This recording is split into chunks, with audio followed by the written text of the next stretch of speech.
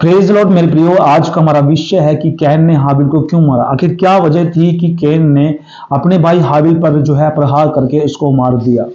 तो वीडियो शुरू करने से पहले चैनल को सब्सक्राइब करें, वीडियो को लाइक करें और शेयर जरूर करें। तो चलिए हम इस टॉपिक पर बात करना चाहेंगे और मेरे साथ निकालेंगे उत्पत्ति उसका 4 अध्याय उसकी 8 आयत के अंदर परमेश्वर का वचन किस प्रकार से हमें बताया गया है कि हाबिल की मृत्यु कैसे हुई। तब कैन ने अपने भाई हाबिल से कुछ कहा और जब वे मैदान में थे तब कैन ने अपने भाई हाबिल पर चढ़कर उसे घात किया। यहाँ हम देखते हैं उनकी जो झगड़ा हुआ वह इस प्रकार से हुआ कि जब हाबिल जो है भेड़ों को चरा रहा था और उस मैदान के चारों ओर जब उसने पत्थर लगाए थे कैन ने कि यहां कोई ना आए, तो उस प्रकार से उसकी भेड़ जब उसके अंदर गई और वो बहुत ही क्रोधित हुआ, बहुत ही गुस्सा हुआ और उसने जो है मन के अंदर प्लान बनाया कि मैं जो है इसको मार दूंगा। और उस प्रकार से बिना प्लान की कोई जो है कोई काम नहीं होता। और जब उसने ऐसा सोचा उसके पर घात करके उसको मार दिया और वहां छोड़कर आया। तब परमेश्वर ने उससे बात की कि तेरा भाई हाबिल कहाँ है। उसने कहा कि मैं अपने भाई का रखवाला हूं, कि जिस प्रकार मैं उसके साथ साथ रहूं और उसको बताऊं कि वो कहाँ है। तो इस प्रकार से आज अगर हम देखते हैं कोई भी व्यक्ति जमीन के लिए, अपने घर के लिए, बिजनेस के लिए, पैसे के लिए अपने ही भाई को जो घात कर देता है, तो ऐसा जो है शुरुआत से हो रहा है। बहुत से लोग कहते हैं कौन व्यक्ति ऐसा है कि जो अपने भाई को किसी न किसी चीज के लिए घात कर देता है और वह जो है श्राप का आदी हो जाता है, श्राप उसके ऊपर आ जाता है। इस प्रकार से जब परमेश्वर ने उससे पूछा, परमेश्वर जानता था कि इसने हाबिल को घात कर दिया और परमेश्वर भी वहां उससे बहुत क्रोधित हुआ। परमेश्वर ने उसको मारा नहीं, पर परमेश्वर ने उसको श्राप दिया। वो दर ठोकरे खाने वाला व्यक्ति बना, लेकिन वो परमेश्वर ने जब उसको श्राप दिया वो घबरा गया और परमेश्वर ने कहा कि मैं बड़ा जो है दुखित हूं कि आपने मुझे ये श्राप दिया। अगर मैं कहीं ठोकरे खाता फिरूंगा तो कोई ना कोई मुझे घात कर देगा। परमेश्वर ने कहा कि उसको कई गुना उससे बदला लिया जाएगा, कोई तुझे घात नहीं करेगा। लेकिन उसके परिवार में अगर हम बातचीत करते हैं तो उसके परिवार को जो है उसके कारण श्राप सहना पड़ा।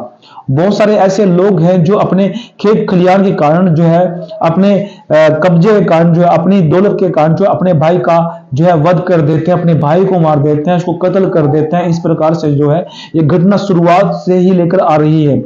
हमने बहुत सारे गांवों की घटना सुनी, उन्होंने अपने भाई को जो है खेतों के लिए, अपने जमीन जायदाद के लिए अपने भाई को कत्ल कर दिया। किस किस प्रकार से घटना आई हुई है।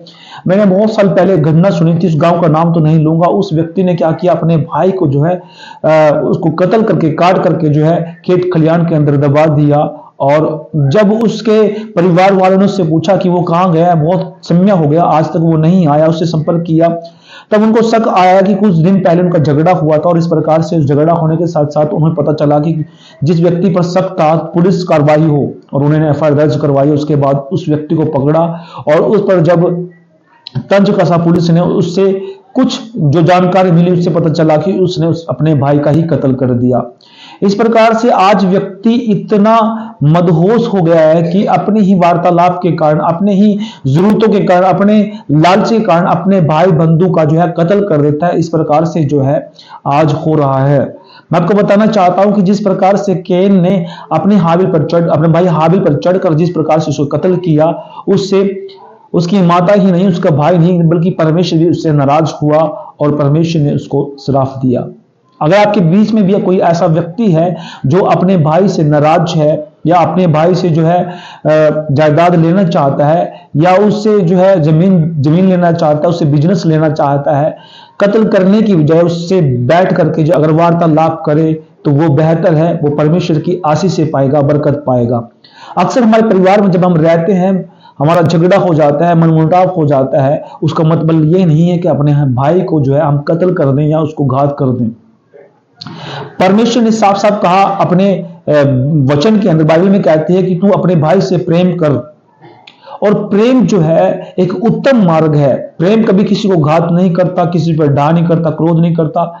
इस प्रकार से प्रेम सिखाता है कि हर एक व्यक्ति के साथ किस प्रकार से वार्तालाप करना है, किस प्रकार से व्यवहार करना है। क्योंकि अक्सर हम जब भी फील्ड के अंदर निकलते हैं, हर एक व्यक्ति से हम प्रेम के साथ वार्तालाप करते हैं। जब आप प्रेम के साथ वार्तालाप करते हैं, वो भी प्रेम के साथ आपके साथ वार्तालाप करता है। जब भी आपके जीवन के अंदर कोई प्लानिंग है या कोई ऐसी बातचीत है तो आप बैठकर उस व्यक्ति के साथ वार्तालाप करें, घात करने की बजाय।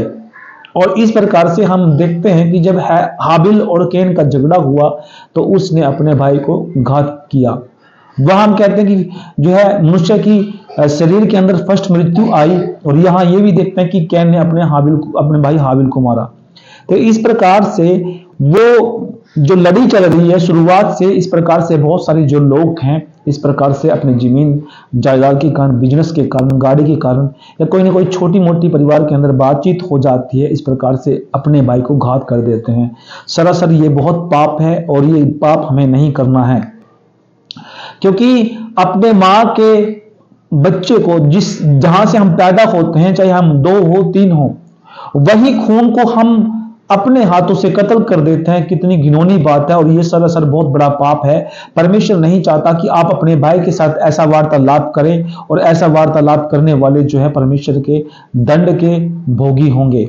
मैं आपको बताना चाहता हूं कि जिस प्रकार से परमेश्वर ने उसको श्राप दिया, वह मन में पछताया और बहुत सारी बातें उसके मन में आई कि मैंने ये क्या कर दिया, और वो सारी उम्र भटकता रहा, और इस प्रकार से उसके परिवार को भी ये दुख सहना पड़ा। मैं आपको बताना चाहता हूं कि अक्सर जमीन के लिए परिवार में झगड़े हो जाते हैं, लेकिन इसका कारण मतलब ये नहीं है कि आप अपने भाई को घात करें या उसको मार दें। परमेश्वर ने हमेशा प्रेम करना सिखाया, और आप अपने भाई से प्रेम करें, किसी को घात करने की बजाय उससे वार्तालाप करें। बरकत देने वाला, आशीष देने वाला हमारा परमेश्वर है। हमारा परमेश्वर कभी भी किसी से जो है ढा नहीं करता, क्रोध करना नहीं सिखाता, वो प्रेम करना सिखाता है। ना वो पक्षपात करता किसी से। हर एक व्यक्ति के साथ परमेश्वर का वार्तालाप अच्छा है, और वो सभी को आशीष देता है। चाहे वो परमेश्वर को जाने या ना जाने, परमेश्वर सभी को रोटी देता है। अक्सर हम देखते हैं कि बहुत सारे जो लोग हैं जो परमेश्वर यीशु मसीह को नहीं मानते, उनसे भी परमेश्वर प्यार करता है और उनको भी प्रतिदिन सांस और रोटी देता है। तो इस प्रकार से अपने भाई को घात करने से पहले उससे प्रेम करें, उसको समझाएं, उससे वार्तालाप करें। अगर तब भी नहीं समझता तो आप जो है अपने भाई बंधु का सहारा लेकर के, पंचायत करके आप उससे बातचीत करते हैं, तब भी नहीं मानता तो आप परमेश्वर के वचन के अनुसार अलग रह करके आप अपनी जिंदगी में स्टार्ट करते हैं, शुरुआत कर सकते हैं। तो इन्हीं वचनों के साथ सबको जय मसीह की प्रेज द लॉर्ड। अगर जो वचन अच्छा लगा तो सभी के साथ शेयर करना, और वीडियो को लाइक करना, चैनल को सब्सक्राइब जरूर करना। सभी को जय मसीह की प्रेज द लॉर्ड।